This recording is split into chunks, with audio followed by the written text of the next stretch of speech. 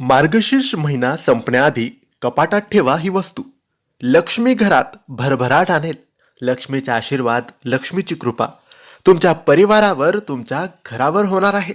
फक्त मार्गशीर्ष महिना संपण्याआधी हे काम करायला अजिबात विसरू नका. मित्रांनो, पवित्र, पावन, शुद्ध असा मार्गशीर्ष महिना सुरू आहे आणि अगदी काही दिवसातच मार्गशीर्ष महिना संपेल आणि पौष महिना सुरू होईल. मार्गशीर्ष महिना 19 तारखेला संपणार आहे आणि 18 तारखेचा शेवटचा गुरुवार हा मार्गशीर्ष महिन्याचा गुरुवार येणार आहे. 18 डिसेंबर 2025 या दिवशी मार्गशीर्ष महिन्याचा शेवटचा गुरुवार आहे आणि याच दिवशी विवाहित महिला त्यांचे गुरुवारच्या उपवासाचे उद्यापन करतील, ओट्या भरतील. तर या दिवशीच शेवटच्या गुरुवारी 18 तारखेला तुम्हाला एक उपाय, एक काम करायचं आहे. हे काम अगदी सोपं आहे आणि हे काम, हा उपाय केल्याने महालक्ष्मी प्रसन्न होईल. महालक्ष्मी तुमच्या घरात वास करेल आणि महालक्ष्मीच्या कृपा आशीर्वादाने तुमचा व्यापार असेल तर व्यापारात प्रगती होईल. तुम्ही नोकरीला असाल तर नोकरीमध्ये तुमची उन्नती होईल, पगार वाढ होईल आणि पैसा, धनधान्य याची कमी तुमच्या घरात, तुमच्या जवळ, तुमच्या परिवाराजवळ कधीच कमी होणार नाही. तर हा उपाय तुम्हाला 18 डिसेंबर 2025 वार गुरुवार, हा शेवटचा मार्गशीर्ष महिन्याचा गुरुवार आहे. तुम्ही हा उपाय या दिवशी केला तरी चालेल, मार्गशीर्ष महिन्याच्या कोणत्याही दिवशी केला तरी चालेल, पण आम्ही सांगू की मार्गशीर्षच्या गुरुवारी म्हणजे शेवटच्या गुरुवारी 18 तारखेला तुम्ही हा उपाय नक्की करावा. हा उपाय करण्यासाठी तुम्हाला एक सफेद रंगाचं कापड लागेल. छोटंसं एक हातरुमाल घेतला तरी चालेल, पण तो नवीन कोरा असला पाहिजे. किंवा तुमच्याकडे एखादी छोटासा साधा सफेद रंगाचा कापड असेल तरी चालेल. आणि कापड नसेल, ब्लाऊज पीस असेल कोरं, तर त्याला फाडून घ्या. छोटंसं चौकोन तुम्हाला घ्यायचं आहे हातरुमाला एवढं. किंवा तुम्ही नवीन हातरुमाल सफेद रंगाचा आणू शकत असाल तर तो आणा.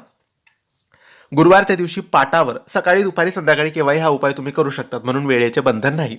पाटावर तुम्ही तो कापड असा अंथरायचा आहे आणि लाल कुंकू, त्यामध्ये पाणी असा एक घोळ बनवायचा आणि आपल्या बोटाने, मधल्या बोटाने आपल्याला एक मोठा रुमालावर, त्या कापडावर स्वस्तिक काढायचा आहे. स्वस्तिक काढून झाल्यानंतर हळद, कुंकू, अक्षत वाहून त्या स्वस्तिकाचे पूजन करायचे आणि त्या स्वस्तिकाच्या मधोमध लक्ष्मी मातेचा फोटो किंवा लक्ष्मी मातेची मूर्ती आपल्याला ठेवायची आहे. आणि त्यानंतर श्री महालक्ष्मी नमः, श्री महालक्ष्मी नमः या मंत्राचा जप 1 माळ करायचा आहे. त्या लक्ष्मीच्या मूर्तीची पूजन करायचं आहे. दूध साखरेचा नैवेद्य लक्ष्मी मातेच्या समोर ठेवायचा आहे. हात जोडून नमस्कार करून प्रार्थना करायची आहे. सुख समृद्धीसाठी, बरकतीसाठी, ऐश्वर्य, धनप्राप्तीसाठी प्रार्थना करायची आहे. सगळ्यांचे कल्याण कर. आमच्या घरात, आमच्या व्यापारात, आमच्या नोकरीत आम्हाला सुख दे, समाधान दे, शांतता दे, ऐश्वर्य दे, अशी प्रार्थना करायची आहे.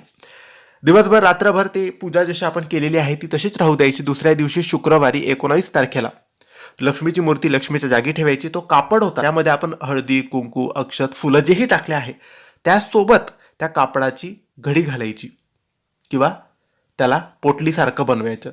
घडी घातली तरी चालेल, एकदम छोटीशी घडी बनवायची, पण जे आपण टाकलेलं आहे हळदी, कुंकू, अक्षत, फुलं ते तसेच राहू द्यायचे. त्याची व्यवस्थित घडी घालायची आणि तो कापड हळूवार आपण आपल्या तिजोरीत लपवून एका जागी ठेवून द्यायचा. गल्ला असेल तर गल्ल्यात ठेवायचा, दुकानाच्या गल्ल्यात किंवा ऑफिसमध्ये ठेवू शकतात किंवा कपाटात, तिजोरीत तुम्ही तो ठेवायचा आहे. लक्ष्मीचा आशीर्वाद, लक्ष्मीची कृपा म्हणून कायमस्वरूपी तो कापड तसाच तिजोरीत किंवा कपाटात तुम्हाला ठेवायचा आहे. नक्की हा उपाय करा. एवढा शक्तिशाली, एवढा चमत्कारी आहे की आपल्याला याचे फळ लगेच दिसतात. चमत्कार लगेच होतो. करून बघा. आणि ही माहिती आवडली असेल तर लाईक करा, शेअर करा. काही प्रश्न असतील तर कमेंट्सद्वारे विचारा. आमच्या चॅनलला सबस्क्राईब करायला विसरू नका. धन्यवाद. श्री स्वामी समर्थ.